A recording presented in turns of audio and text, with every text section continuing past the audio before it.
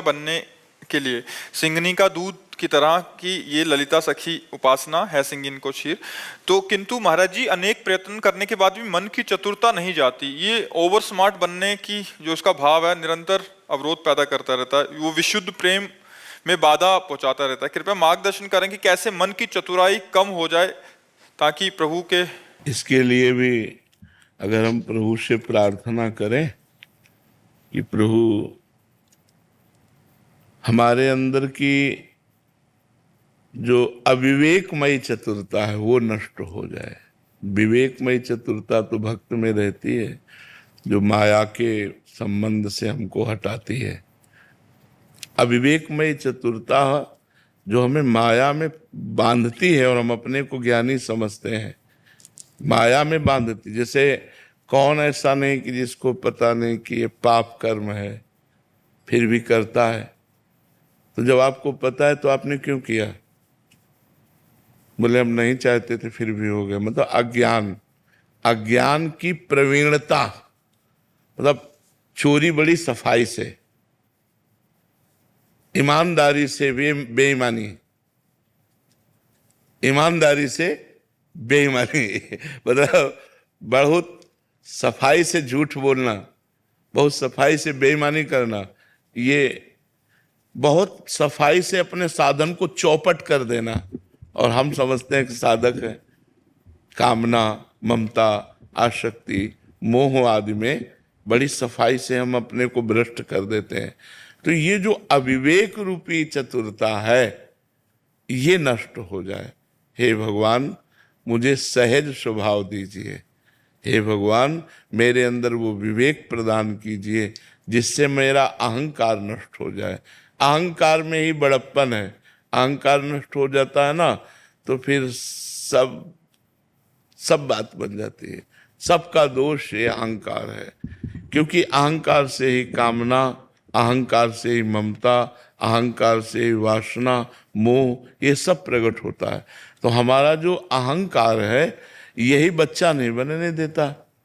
तो ये कब नष्ट होता है? जब हमारी सामर्थ्य नहीं है और मुझे वहां पहुंचना है, ये दृढ़ निश्चय हो जाए, तब भरोसा उत्पन्न होता है कि अब मुझे कौन पहुंचा सकता है। तो निकुंज में हमारी पहुंचने की सामर्थ्य नहीं है, क्योंकि वहां जहां ब्रह्मेश्वर आदि शुद्ध रूह पदारविंद, ब्रह्मा, ईश्वर, भगवान शिव, बड़े बड़े यह नारदाजे शुकैरगम्यम, नारद जी, अजमाने ब्रह्मा, ईश्माने भगवान शंकर, इन बड़े बड़ों के लिए जो अगम्य विषय है वो है निकुंज रस, वृंदावन रस। जहाँ कि प्रगट के रज की याचना भगवान शंकर सनकादि करते हैं। किशोरी तेरे चरणन की रज पाऊं, बैठ रहा कुंजन के कोने श्याम राधिका गाऊं, जो रज शिव सनकादिक दुर्लभ, जो रज शिव सनकादिक दुर्लभ। ये प्रेम रज बड़ी दुर्लभ है। तो दुर्लभता जब हमारे दिमाग में आ जाएगी और अपनी कमजोरी नजर आएगी, तब हम बच्चा बन जाएंगे। अभी हम निकुंज की प्रबल लालसा नहीं हुई और अपने में कमजोरी महसूस नहीं हो रही, क्योंकि अज्ञान है। अज्ञान हट जाए तो कमजोरी कमजोरी अपने को दिखाई देने लगेगी। जैसे अपने हैं ना, बिल्कुल ऐसे हैं यंत्रवत। ऐसे आप बुलवा रहे हो तो हम बोल रहे हैं, आप दिखवा रहे हो तो हम देख रहे हैं, आप सुनवा रहे हो तो हम सुन रहे हैं, आप चलवा रहे हो तो हम चल रहे हैं। नहीं हे नाथ, न मेरे में बोलने की सामर्थ्य है, न सुनने की, न चलने की, न देखने की। आप जो दिखा रहे हो वही मैं देख पा रहा हूँ, आप जो सुना रहे हो वही मैं सुन पा रहा हूँ, आप जहाँ मुझे पहुँचा रहे हो वहाँ मैं पहुँच पा रहा हूँ। ये अहंकार रहित होने पर स्थिति आती है। बच्चा बनने का मतलब कोई छोटा बच्चा नहीं बन जाना है। बच्चा बनने का मतलब अहंकार शून्य हो जाना। मेरे में कोई सामर्थ्य नहीं, आप ही मेरे अंदर ऐसी सामर्थ्य देंगे कि मैं निरंतर नाम जप पाऊं। आप ही ऐसा देंगे मैं निरंतर आपका ध्यान कर पाऊं, आपके लिए सत्कर्म कर पाऊं, कोई पाप कर्म ना करूं। भरोसा सिर्फ आपका प्रभु, यही बच्चा बन जाना है। अहंकार का समर्पण हो जाना ही बच्चा बन जाना है। तो हमें लगता है यदि हम भगवान से प्रार्थना करें और नाम जप करें तो हमें ऐसी परिस्थिति में डाल दिया जाएगा कि हम खुद देख पाएंगे कि हम किसी काबिल नहीं। जब किडनी फेल हो गई तब लगा कि अब तो कोई साधना ही नहीं बन पाएगी। अब क्या साधना, अब तो पीड़ा और नाना प्रकार की समस्याएं, परेशान। तब असली में हाथ शरणागति के तब अंदर से उठे कि प्रभु अब तो केवल भरोसा आपका है, ना कोई साधन ना कोई भजन, क्योंकि अब शरीर में पीड़ाएं हैं, शरीर में समस्याएं हैं। प्रभु मन इन समस्याओं में लग जाएगा, वो भजन करेगा नहीं। नाथ अब तो केवल आपका भरोसा है। बस जे ही प्रभु का भरोसा दृढ़ हुआ, सब बात बन गई, सब बात बन गई। तो हमें लगता है अहंकार भगवान के चरणों में समर्पित हो जाना और भगवान से सहज में अपनापन हो जाना और भगवान पर दृढ़ विश्वास हो जाना, यही बच्चा बन जाना है, यही बच्चा बन जाना है। जी शिवेंद्र सिंह जी। राधे राधे महाराज जी। महाराज जी, भगवान के प्रति सच्चे प्रेम की भावना क्या होती है और उनकी आराधना करने का सही तरीका क्या है फिर? सच्चे प्रेम की भावना जिया ना जाए, भगवान के बिना जिया न जाए, सच्चे प्रेम की भावना होती। जब से तुम बिछुरे पी प्यारे कबहु न पायो, चैन दरस बिन दुखन लागे नैन। सच्चे प्रेम की भावना ये कि उनके सिवा कुछ अच्छा न लगे। नहीं खान पान ते भावे है, नहीं कोमल वसन सुहावे है, सब विषय लगे ते खारा है, हरि आशिक कामक न्यारा है। नारायण हरि भजन में पांचों न सुहात, विषय भोग निद्रा हंसी जगत प्रीति बहुबात। निद्रा हंसी जगत प्रीति बहुत बात करना, विषय भोग भोगना, सब अच्छा। ना अच्छे वस्त्र अच्छे लगते हैं, ना अच्छा भोजन अच्छा लगता है। बस एक अंदर पीड़ा, जैसे कोई दिल को मसला करे, कब मिलोगे, कैसे मिलोगे। कभी वो चिल्ला के रो पड़ता है। अगर उसको कभी शांति मिलती तो भगवान की कथा सुनने में मिलती है, भगवान के नाम जप में मिलती है, भगवान के नाम कीर्तन में मिलती है, और व्याकुलता बढ़ती चली जाती है। अगर हम निरंतर नाम जप करें, जैसे आपने साधन पूछा, तो प्रेम का जो साधन है, संपूर्ण साधन, कैसे प्रेम प्रकट हो। शांतिरव्यर्थ कालत्वम विरक्तिर्मान शून्यता, आशा बंधा समुत्कंठा नाम गाने सदा रुचि, आसक्तिस्तद गुणाख्याने प्रीतिस्तद वसति स्थले इत्यादयोनुभावास्यात् स्यूत भावांकुरे जनाः। अगर ये लक्षण आ रहे हैं तो जान लो कि प्रेम प्रकट होने वाला है। भावांकुरे जना, अब भाव का अंकुर उदय होने वाला है, प्रेम का अंकुर उदय होने वाला है। क्या बोले? शांति। बहुत ध्यान से सुनो सब लोग, ये परमार्थ की बातें, अध्यात्म की बातें हैं, ये बहुत दुर्लभ है। शांति, अपने को कोई अपमानित करे, गाली दे, पीड़ा दे और हम उसका मंगल मनाएं, उसे शांति कहते हैं। प्रेम की प्राप्ति के लिए जो साधन है, पहला साधन सहनशीलता। इतना सहनशील हो कि आपको कोई गाली दे, आपका कोई बुरा करे और आप उसका अच्छा करो, अच्छा बनाओ। भगवान आपका स्वास्थ्य ठीक रखें, आपकी बुद्धि शुद्ध रखें, आपको कभी दुख न पड़े। ये उसके लिए जो मुझे गाली दे रहा है, मेरा अपमान कर रहा है, मुझे दुख दे रहा है, मेरा हृदय उसके लिए मंगल मना रहा है। ये शांति। और अव्यर्थ कालत्वम, दूसरा नंबर, अव्यर्थ कालत्वम। एक भी मिनट भगवान के भजन से खाली ना जाए।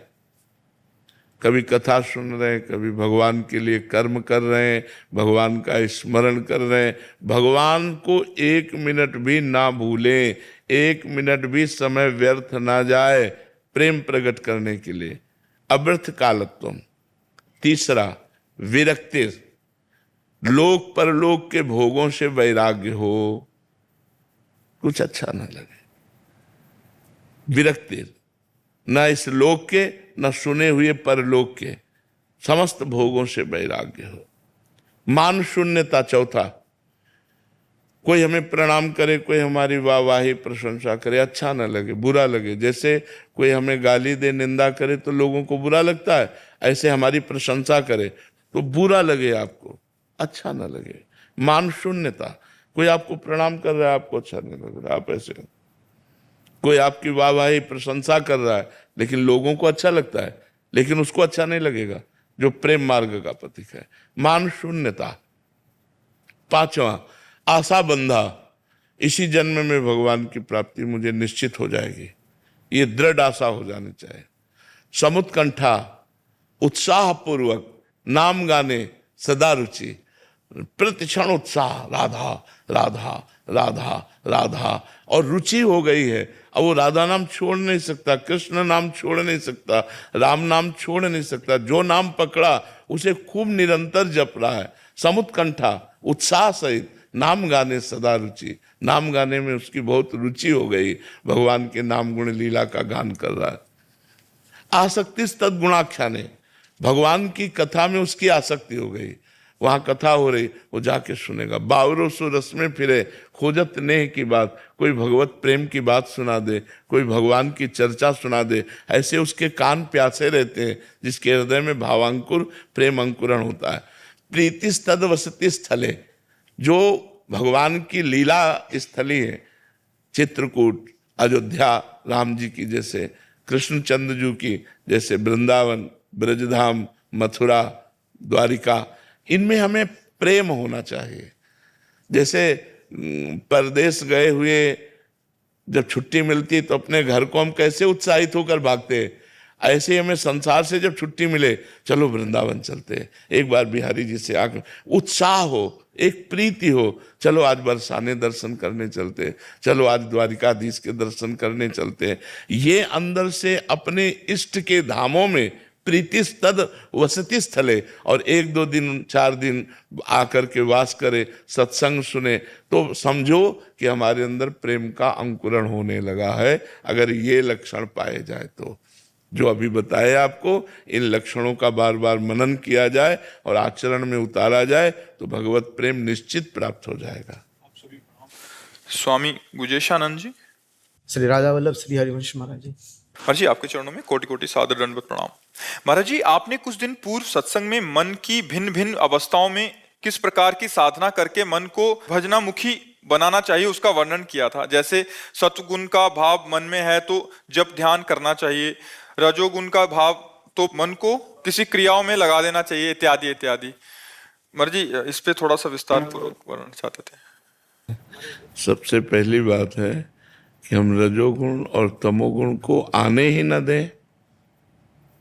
वो तो जनरल के लिए है, लेकिन साधु के लिए है कि हर समय वो सात्विक स्थिति में रहे, क्योंकि हमारा खान पान सात्विक, खान और पान दोनों सात्विक है, हमारा वास सात्विक, हमारा ग्रंथ सात्विक, देखना सुनना सात्विक, तो हम सतोगुण को अधिक बढ़ावें।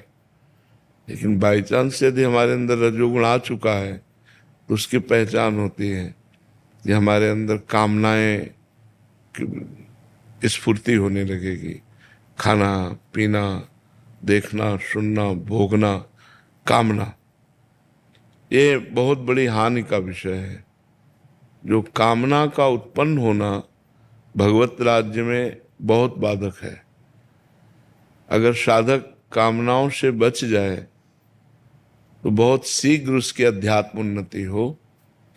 कामनाएं ही हमको फंसाने वाली हैं, और जब कामना शांत हो जाती है तो हमारा मन भगवान के भजन रस में लीन होने लगता है। सकल कामनाहीन जे राम भगति रस लीन, भगवान की भक्ति के रस में वो स्वाद लेने लगता है मन, तब उसे उन्माद आता है, क्योंकि भगवदानंद है ना। फिर वो त्रिगुणातीत अवस्था को प्राप्त हो जाता है। सतोगुण, रजोगुण, तमोगुण तीनों का प्रभाव उसके ऊपर नहीं पड़ता। पर जब तक कामना है तब तक बहुत हानि है। कभी सात्विक कामना हो गई तो कभी राजसिक कामना हो गई, तो कभी तामसिक कामना हो गई। तो कामनाओं के भी बहुत प्रकार हैं। तो हमको ये देखना है कि हमारे अंदर किसी भी तरह की कामना नहीं होनी चाहिए। मतलब महापुरुष जन इतने सावधान कामना के लिए हैं कि किसी भी तरह की भागवतिक कामना भी नहीं होनी चाहिए। साधक का कार्य है कि वो निरंतर अपने मन को केवल भगवान में लगावे। जैसे संत वेश में है, हमारा एक ही कार्य है, इन किन प्रकारेण हम अपने मन को भगवान में लगावें। तो जब हमको पता चल गया कि हमारे अंदर कामनाएं आने लगी हैं, तो हमको कीर्तन, सत्संग, श्रवण, किसी साधु महात्मा का उस समय संग मिल जाए, ना मिले तो मोबाइल से सत्संग, कीर्तन और प्रगट में सेवा। सेवा का ठाकुर सेवा है, संत सेवा है, समाज सेवा है। नहीं तो सोहनी उठावे, अगर वृंदावन में है तो किसी भी गली में सोहनी लगाने लगे, बहुत बड़ा कार्य है। सोहनी लगाने से दो बात होती है, पहले तो देहाभिमान नष्ट होता है, और दूसरा रज उड़ करके हमारे शरीर में पड़ती है तो हमारा शरीर पवित्र हो जाता है, और तीसरा हमारी धाम सेवा बन गई।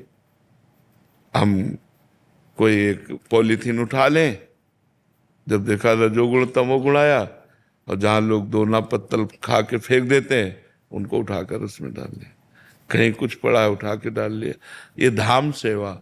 लेकिन इसमें देहाभिमान ऐसा करने से रोकेगा, पर ये बहुत बड़ी बात है। श्री गोकुल भवन के अयोध्या के जो महाराज थे परमहंस राम मंगल दास जी, तो उनका नित्य का नियम था, अवधपुरी भी धाम है ना भगवान का, तो रात्रि के 2 बजे उठते थे और फावड़ा और तसला लेकर के, जहाँ ग्रामीण लोग, बाहरी लोग आकर के धाम की महिमा नहीं जानते और वो बाहर आए हैं, उनको शौचालयों का पता नहीं है, तो ऐसे खुली जगह में शौच कर देते, तो वो उनको तसला में शौच को फावड़े से उठाते और फिर एक कहीं एकांत स्थान में खोद कर उसे गाड़ कर ऊपर से रज डालकर और शरीर का जल छिड़क कर, धाम सेवा, धाम सेवा। अब भावनाएं बहुत बदलती चली जा रही, इतना रजोगुण आता जा रहा है कि नहीं, हम लोगों को सब सेवाएं मिली हैं। गुरुजन धाम सेवा करा करके देहाभिमान गलित कर देते हैं। तो अब देखो अपने में इतनी सामर्थ्य कहाँ रह गई कि कोई खा के फेंक दे कुल्हड़ पत्तल और हम उनको पॉलीथीन में करके जगह साफ करें। हमारा धाम है, ये वृंदा विपिन धाम है, हम कोई थूक दिया उसको हमने उठाकर पॉलीथीन में डाल दिया, साफ करते। इससे बहुत जल्दी रजोगुण तमोगुण नष्ट हो जाता है। तो जब हमारे अंदर तामसिक वृत्ति आती है, द्वेष का चिंतन होता है, मन नहीं लगता भजन में, एक प्रमाद स्थिति होती है, निद्रा आलस्य प्रमादोत्तम तत्तामस मुदाहृतम। उस समय हमें जरूरी सत्संग है, उस समय में जरूरी सत्संग है, तभी हमारा तमोगुण बदलेगा। कोई आसपास साधक हो, संत महात्मा हो, उनके पास पहुंच जाए, उनसे बातचीत करने लगे तो हमारा तमोगुण मिट जाए। तो हमें तो चाहिए संत महात्माओं को, अपने जो साधक जन है, कि रजोगुण तमोगुण हमारे हृदय में टिकने ही ना पावे, आने ही ना पावे। तो रजोगुणी तमोगुणी भोजन का त्याग कर दे, सतोगुणी भोजन पावे, सात्विक शास्त्रों का स्वाध्याय करे और संत समागम करे, तो हर समय सतोगुण बने रहेगा, रजोगुण की स्थिति ही नहीं रहेगी। सात्विक स्थिति में भजन थोड़ा प्रयास करने पर चलने लगता है। जो सतोगुणी बुद्धि है वो ऐसी है जैसे धुएं से ढकी हुई आग, जल गई है, माया जनित। ये भी हमारा विशुद्ध ज्ञान जो होगा वो सतोगुण से ऊपर होगा, जो मायामल का नाश करता है। पर सतोगुण में ज्ञान ऐसे ढका हुआ है, जो हमारा विवेक है वो ऐसे ढका हुआ है जैसे धुआं से आग।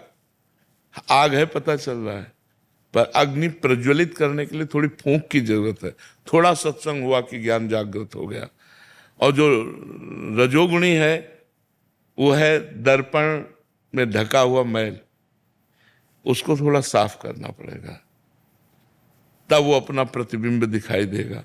और तमोगुणी है जैसे जेर से ढका हुआ गर्भ, अनुमान है कि अंदर गर्भस्थ शिशु है, लेकिन क्या है, कन्या है, पुत्र है, कुछ नहीं पता, वो ढका हुआ है। ऐसे ही हमारा ज्ञान 3 प्रकार से ढका हुआ है, एक धुएं से अग्नि की तरह, एक दर्पण से मैल की तरह, और एक जेर से गर्भ की तरह। तो हम तमोगुणी दशा में पहुंचने ही ना पावे, रजोगुणी दशा में पहुंचने ही ना पावे, हम सात्विक रहें, हमारा पेय पदार्थ सात्विक हो, हमारा खाद्य पदार्थ सात्विक हो, हमारा देखना सुनना जैसे रजोगुण और तमोगुण की वृद्धि के लिए मोबाइल काफ़ी है, और कुछ हो कुछ न हो या ना हो। अब जैसे आप सीरियल देखने लगे, आप अपने धर्म से हटकर और कुछ देखने लगे तो वो नष्ट कर देगा। आज हमारे को नष्ट करने के लिए किसी और की जरूरत नहीं, मोबाइल काफ़ी है। कमरा बंद किया, अगर एकांत में मोबाइल को सर्च करके गंदी बातें, सांसारिक बातें आप देखोगे तो चाहे जितने बढ़िया साधु हो, वो आपको धीरे धीरे भ्रष्ट कर देगा। मोबाइल प्रायः सबको रखना ही पड़ता है, रखते हैं लोग प्रायः। आज का समय ऐसा चल गया है, नहीं तो 25 वर्ष पहले, 25-30 वर्ष पहले मोबाइल था ही नहीं।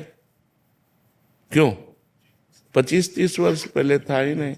अब हम लोगों ने जिंदगी में कभी, हमें आज भी उसको वो नहीं चलाना नहीं आता, मोबाइल कभी रखा नहीं, आज भी नहीं है।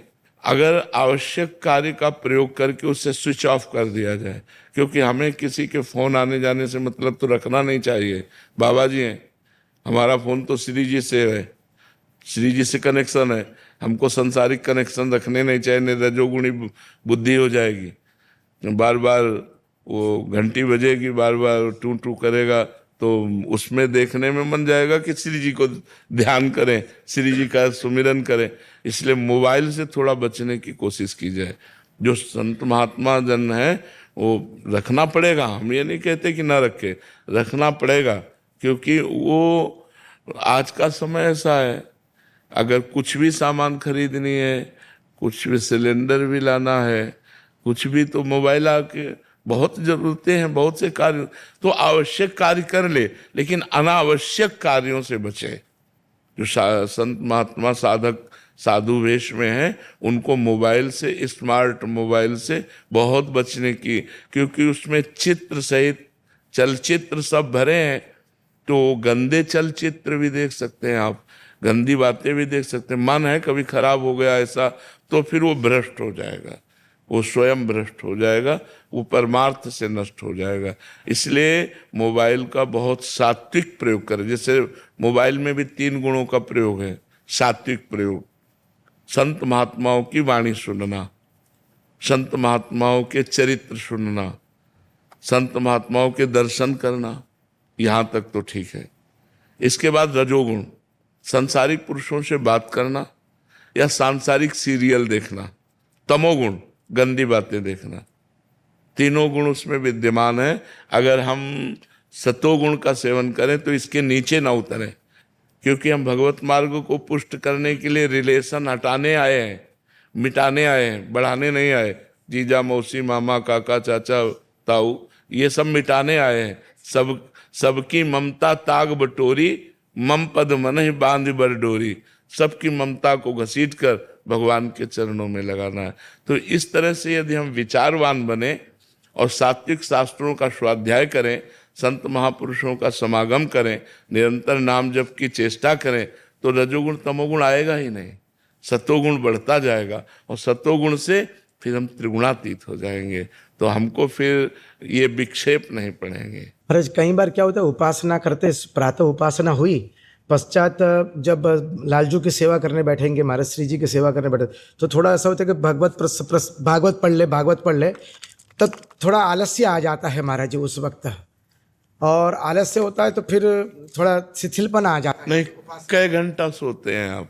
महाराज हम 4 से 4-4.5 घंटा सो लेते हैं। तो भले 1 घंटा और सो जाइए, 5.5 घंटे सो जाइए, लेकिन साधना के समय नींद नहीं आनी चाहिए। हाँ नहीं, उस वक्त नहीं महाराज, जब वो श्री जी की सेवा उपासना के बाद वो 2 के पीरियड में महाराज आ जाए। हाँ, नहीं होना चाहिए। जैसे 24 घंटे में अपने सोए, तो सोने का जो समय दिया उसके अलावा हम आलस्य बर्दाश्त नहीं करेंगे अपने शरीर में, हम चेतना युक्त रहेंगे। हमें जरूरी है तो मुंह धो लिया, या ऐसे हम ऐसा अभ्यास करें कि सोने का भी टाइम दें। युक्ताहार विहार से युक्त कर्म से चेष्टसु, भगवान ने कहा। अगर हम समय से सोएंगे नहीं तो नींद हमको साधना में परेशान करेगी। 5 घंटे या 6 घंटे पर्याप्त नींद है। मेहनत करने वाले के लिए 7 घंटे पर्याप्त नींद है। जो गृहस्थी में मेहनत करते हैं वो 7 घंटे सो सकते हैं, लेकिन जो साधना में है तो अपनी नींद को धीरे धीरे कम करें। 6 घंटे, 5 घंटे, ऐसा थोड़ा थोड़ा कम करते जाएं तो 4 घंटे में पर्याप्त हो जाएगा। अल्पाहार, सात्विक वृत्ति तो फिर 4 घंटे में हो जाएगा। और अन्य समय सोने जो आलस्य प्रमाद आता है उसे हम बर्दाश्त न करें, उसे हम चेतना में लाएं। अगर हमको पाठ करते समय नींद आ रही तो हम पाठ छोड़ दें, खड़े हो जाएं और नाम जप करते हुए टहलने लगे, पर हम नींद को स्वीकार न करें, क्योंकि हमको इससे लड़ना होगा। नारायण हरि भजन में ये 5 न सुहात, विषय भोग, निद्रा, हंसी, जगत प्रीति, बहुबात। विषय भोग किसी भी तरह से स्वीकार न करें और नींद अपने को कंट्रोल में रखना है। जगत प्रीति व्यवहार ज्यादा नहीं रखना है और हंसी मजाक किसी से नहीं करना है। हमें मन को मारना है, ना कि मनोरंजन करना है। मन को मार कर परमात्मा में लगाना है। जीवित मर जाए उलट याप में समाये, यह दिलगिरी है। जैसे मरा हुआ पुरुष निष्काम रहता है, उसके अंदर कोई कामना नहीं रहती, ऐसे हमारा जिंदा मन मरा हुआ हो जाए, कोई कामना नहीं, कोई चाह नहीं, रात दिन भजन में, तब वो भगवत प्राप्त महापुरुष हो जाता है। बड़ी कृपा है आप पर, चलते रहिए। एकांश वर्मा जी, लखनऊ।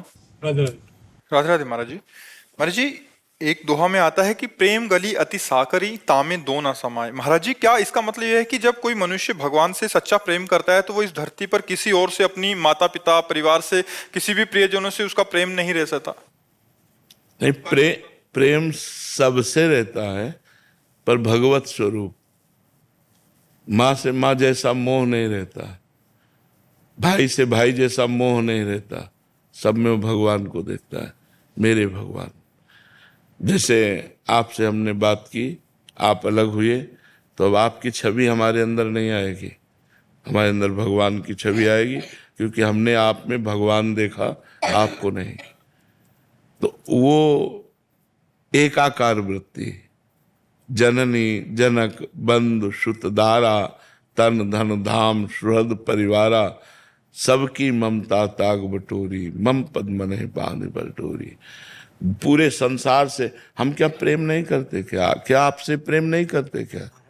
आप विचार करके देखो, सुबह से जब रात्रि में वही 2:30 बजे वहां पहुंचते हैं, लोग खड़े होते हैं यहाँ तक, सबसे कोशिश करते हैं सबकी नजर में नजर मिले, सबको सुख प्रदान करें, सब मुस्कुराएं, सब उल्लसित हों। लेकिन आने के बाद जब ध्यान में बैठते हैं तो किसी एक की भी छवि नहीं अटकेगी, क्योंकि हमने किसी को देखा ही नहीं। हमने सिर्फ अपने भगवान को देखा कि मेरे भगवान इतने रूपों में आए। तो हम प्यार भी कर रहे हैं और अपने सिद्धांत में भी हैं कि एक के सिवा दूसरा, प्रेम गली अति साकरी, तामे दो न समाये। एक भरोसो, एक बल, एक आश विश्वास, एक राम घनश्याम हित, चातक तुलसीदास। अपने इष्ट को ही सर्वत्र देखना, ये प्रेम का भाव होता है। समझ पा रहे हो आप? अनामिका खुराना जी। राधे राधे महाराज जी। महाराज जी, हमें ये कैसे पता चलेगा कि हम जो भक्ति कर रहे हैं या जैसे हम भक्ति मार्ग पर चल रहे हैं उसमें हम कितने उन्नत हो रहे हैं, या हमारी भक्ति कितनी उन्नति को प्राप्त हो रही है?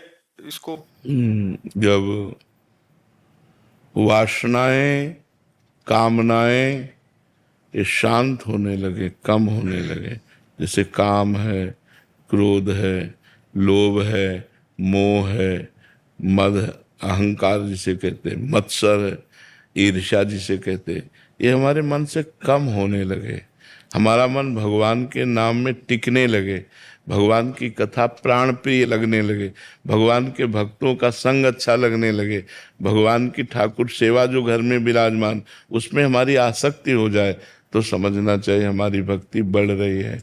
और यदि इन लक्षणों से रहित हमारा चित्त है तो अभी भक्ति रंग नहीं ला रहे। भक्ति रंग लाएगी तो विकारों का नाश होगा और भगवान के नाम रूप लीला गुण धाम में हमारी आसक्ति होगी। और ये तभी भक्ति बढ़ना समझना चाहिए जब अधिक से अधिक नाम जप का उत्साह हो, अधिक से अधिक भगवान की कथा सुनने की मांग हमारे अंदर हो गई कि हम खूब भगवान की चर्चा सुने, खूब भगवान की कथाएं सुने, लीलाएं सुने, तो हमारे अंदर भगवान में प्रीति होने लगेगी। भक्ति का फल है प्रीति। अगर प्रीति नहीं तो अभी भक्ति अधूरी है। जिससे प्रीति प्रकट हो वही भक्ति पूर्ण मानी जाती है। तो जब हमारा हृदय निर्विकार होने लगे और भजन परायण होने लगे तो मानो हमारी भक्ति